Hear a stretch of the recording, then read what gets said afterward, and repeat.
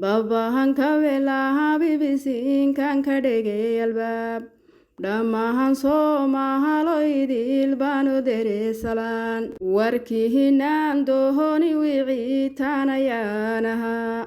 shantihi soomahaliba aan caawa shereen lahaa caadaha wuu kala shireeyay ayuu kala shaxeen shakhsiba meel geeyay dhammaan ayuu wada shaxeen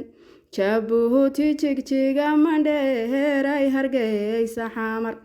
labuhu jaarka raacshayo hoy jaarinala noqdeen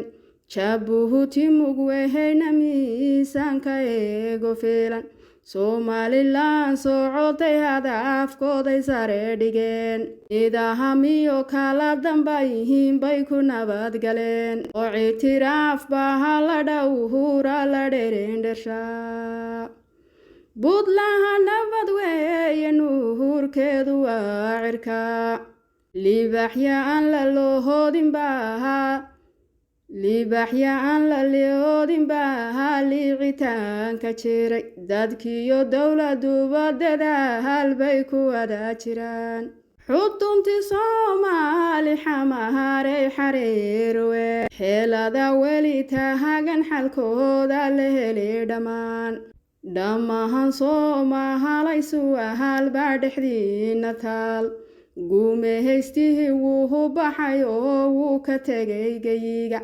muuqihiisaa tegeye maskaxdu inaga qabsaday oo falanqaynteeda fasiilkeeda waan ku noqon